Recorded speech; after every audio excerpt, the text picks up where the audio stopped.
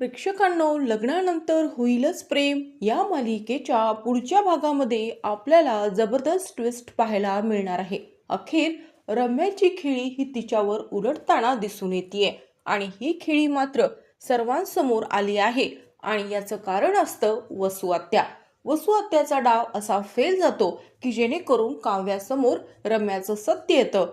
आतापर्यंत रम्या काव्याला ज्या घोळात घेत होती त्यामुळे मात्र काव्याचा विश्वास रम्यावर असतो.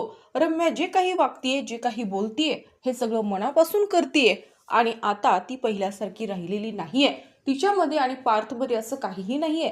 पार्थला रम्या पूर्णपणे विसरलेली आहे आणि आता तर विजयसोबत लग्न होणार आहे. या भ्रमात असलेली काव्या मात्र जेव्हा सत्य जाणते तेव्हा मात्र काव्या चांगलीच चपराक मात्र आता आपण पाहतो की ती रम्याला बसवते आणि त्यानंतर काव्याचे जे शब्द असतात त्यामुळे पार्थचं मन हे काव्यावर आणखीनच जडतं. कारण की काव्याने खूप मोठा निर्णय हा तिच्या आयुष्यामध्ये घेतलेला असतो आणि यामुळे मात्र रम्या खूप जास्त संतापते. तर मित्रांनो, व्हिडिओ शेवटपर्यंत पहा आणि चॅनलवर तुम्ही नवीन असाल तर आपल्या या नवीन चॅनलला सबस्क्राईब करा. मित्रांनो, आपण पाहतोय की आता मात्र ज्या पद्धतीने रम्याने खेळी खेळलेली असते आणि यामध्ये काव्याने बाळाचा विचार न करता तिच्या करिअरचा विचार करावा आणि या बाळाचा विचार न करता तिने हॉस्पिटलमध्ये जाऊन ॲबॉर्शन करावं अशा पद्धतीचा हा रम्याचा डाव असतो. परंतु काव्या कठोर निर्णय घेते आणि त्यानंतरच तिच्या आयुष्यामध्ये रम्याची खेळी ही दिसून येते.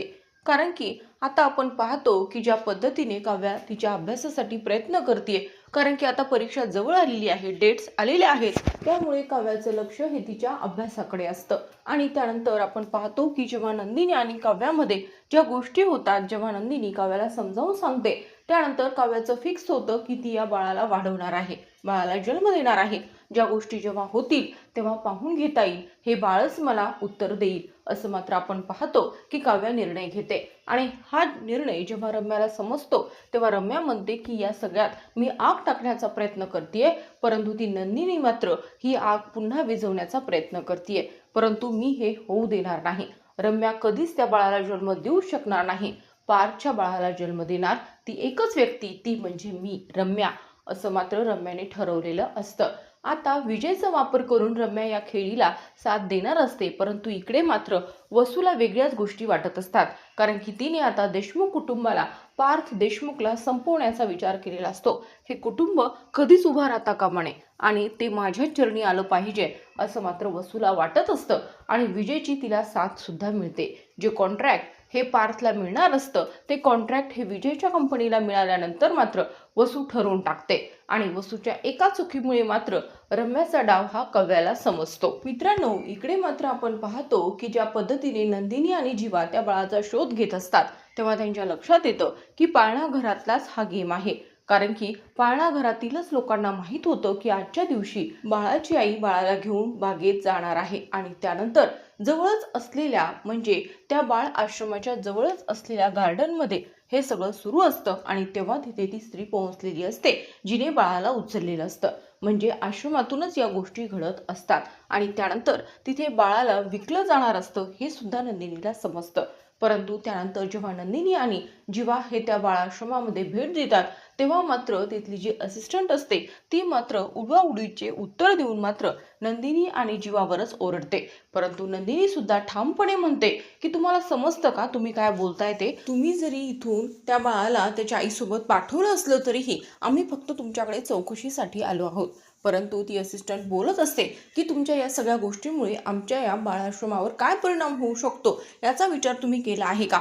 आणि तुमच्या चुकीमुळे आमची बदनामी आम्ही होऊ देणार नाही आणि आम्हाला काही संबंध नाहीये. आम्ही एकदा का त्या बाळाला त्याच्या आईसोबत त्याच्या कुटुंबासोबत पाठवलं त्यानंतर ते बाळ मरो किंवा जगो आम्हाला त्याच्याशी काहीच घेणं देणं नाही, अशी तिची भाषा असते.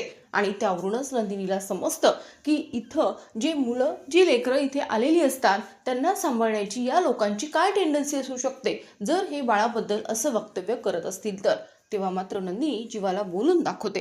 जीवाच्या सुद्धा काही गोष्टी लक्षात येतात आणि जीवा म्हणतो की जे CCTV फुटेज हे आपण मागवलेलं आहे त्यावरून आपल्याला बऱ्याच गोष्टी समजू शकतात.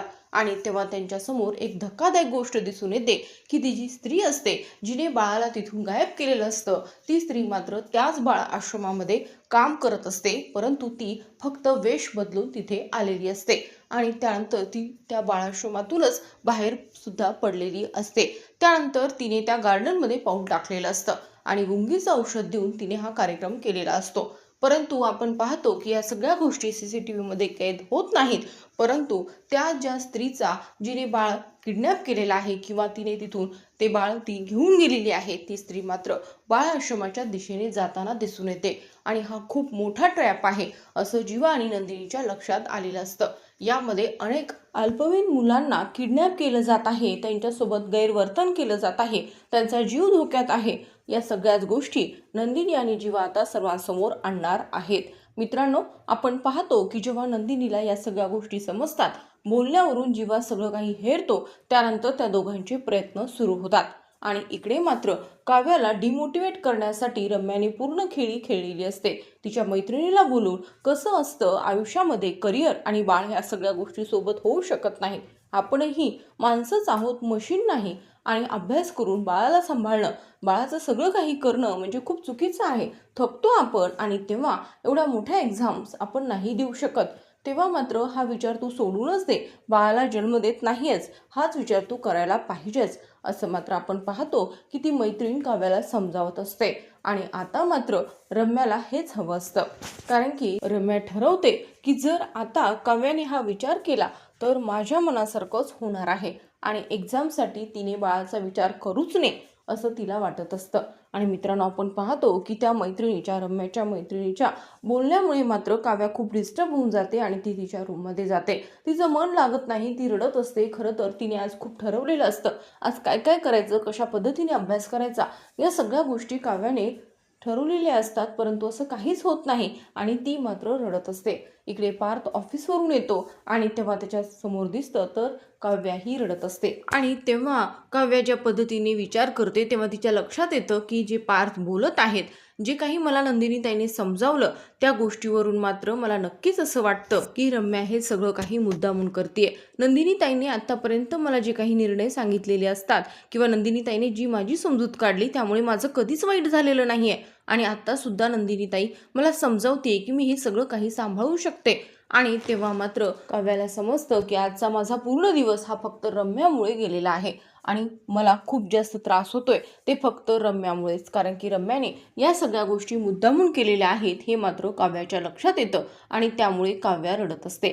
त्यानंतर जेव्हा पार्थ येतो तेव्हा मात्र काव्या पार्थला मिठी मारते आणि म्हणते, पार्थ तुम्ही बरोबर होता, तुम्ही रम्याला बरोबर ओळखलेला आहे, रम्या तीच आहे जी आधी होती, तिच्यामध्ये कोणत्याही प्रकारचा बदल झाला नाही ना, ती माझी कधी मैत्रीण होऊ शकलेली आहे. आणि त्यानंतर घडलेला प्रकार काव्या पार्थला सांगते आणि त्यानंतर पार्थ सांगत असतो की मला माहीत होतं आणि माझं आणि नंदिनीचं या गोष्टीकडे लक्ष होतं, परंतु आता मला दुसरा मोठा संशय आहे आणि तो म्हणजे विजयचा सुद्धा, कारण की विजय सुद्धा आता रम्याला साथ देतो हे सगळं दिसून येत आहे. याबद्दल आपण पाहतो की विक्रमला सुद्धा संशय आलेला असतो आणि विक्रमला सुद्धा असं वाटत असतं की हे जे काही सगळं सुरू आहे हे त्या दोघांचं असू शकतं, मुद्दामून ह्या सगळ्या गोष्टी ते करत असतील. आणि काव्या म्हणते की पार्थ तुम्ही जो विचार करतायत ना तो अगदी बरोबर आहे, हे सगळं काही रम्याने केलेलं आहे, ती मुद्दामून करतीये. आता मात्र पार्थच्या लक्षात येतं आणि पार्थ म्हणतो की काव्या आता खचायचं नाही, त्या रम्याला तुम्ही दाखवून द्या की तुम्ही काय करू शकता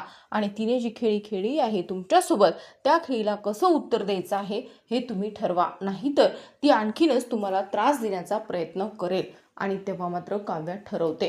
त्यानंतर मात्र आपण पाहतो की जेव्हा वसू आत्या आणि रम्या बोलत असतात तेव्हा मात्र काव्याच्या कानावर शब्द पडतात, कारण की वसू म्हणत असते की काही कर रम्या, तू मला असं वाटतं की त्या पार्थचा नाव सोडून दे, आतापर्यंत त्या पार्थने त्याच्या फॅमिलीने तुझा विचार काहीच केलेला नाहीये, परंतु 4 दिवसापूर्वी आलेला विजय मात्र तुझ्या प्रत्येक गोष्टीचा विचार करतोय आणि त्यामुळे मला असं वाटतं की तू त्या पार्थचा नाश सोडून विजयसोबत लग्न करावं, तेच आपलं फायद्याचं ठरणार आहे. आणि त्यानंतर आपण पाहतो काव्याबद्दल जे काही रम्या बोलत असते त्यानंतर मात्र काव्याला समजतं की रम्या हे सगळं मला वरवरून दाखवत होती, ती मला गोळ्यात घेत होती, तिला असं वाटत होतं की तिच्या बोलण्यावर माझा विश्वास बसेल आणि मी मूर्ख की मी तिच्या प्रत्येक बोलण्यावर विश्वास ठेवला आणि त्यानंतर मात्र आपण पाहतो की जेव्हा रम्या आणि वसू बोलत असतात तेवढ्यातच तिथे काव्या आणि पार्थ सुद्धा येतात. कारण की आता रम्याने खूप मोठा गोंधळ घातलेला असतो. सगळ्यांसमोर तिने सांगण्याचं ठरवलेलं असतं की काव्या या बाळाचा विचार करणार नाहीये,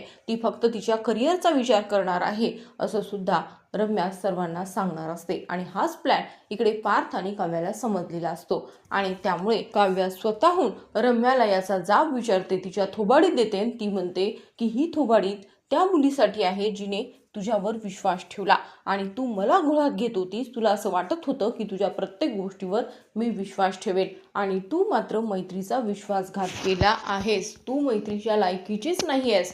आणि त्यानंतर मात्र ती सांगत असते की तू माझा विश्वासघात केलास, त्या काव्याचा विश्वासघात केलास. तिने तुझ्या प्रत्येक शब्दावर विश्वास ठेवला आणि तू आता जी बोलतीयस ना रम्या, ती खरी रम्या नाहीये, तर तू आधीपासूनच अशी होती. तुझा खरा चेहरा हाच आहे. तेव्हा मात्र रम्या म्हणते की माझ्या खऱ्या खोट्या गोष्टी तू समोर आणू नकोस. तू मात्र तीच काव्य आहेस जी तुझी स्वप्न पूर्ण तुला करायची आहेत. कारण की मला माहिती आहे की तू बाळाबद्दल काय विचार करतेस. बाळाला न वाढवण्याचा विचार तू जो केलेला आहेस तो मला माहिती आहे. त्यानंतर मात्र काव्या म्हणते की माझ्या फॅमिलीबद्दल, माझ्या नवऱ्याबद्दल आणि माझ्या बाळाबद्दल तुला बोलण्याचा काहीच अधिकार नाही आहे. कारण आपण पाहतो की काव्या रम्याला म्हणत असते, तुला असं वाटलं असेल की ही जुनी काव्या नाहीच आहे, तुझ्यासमोर जी होती ती नवीन काव्या असं तुला वाटत होतं का?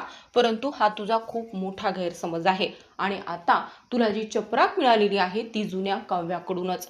त्यामुळे माझ्या बाळापासनं लांब राहायचं, कोणताही विचार करण्याचा तुला अधिकार नाहीये असं स्पष्टपणे आपण पाहतो की काव्या रम्याला बोलून दाखवते. आणि त्यानंतर मात्र जे काव्याचे शब्द असतात ती बाळाला आपलं मानते, आमचं बाळ म्हणते. आणि त्यानंतर मात्र तिथे उभा असलेला पार्थ हा काव्याकडे पाहतच राहतो. तो म्हणतो आपलं बाळ आणि तेव्हा मात्र काव्या म्हणते की हो आपलं बाळ.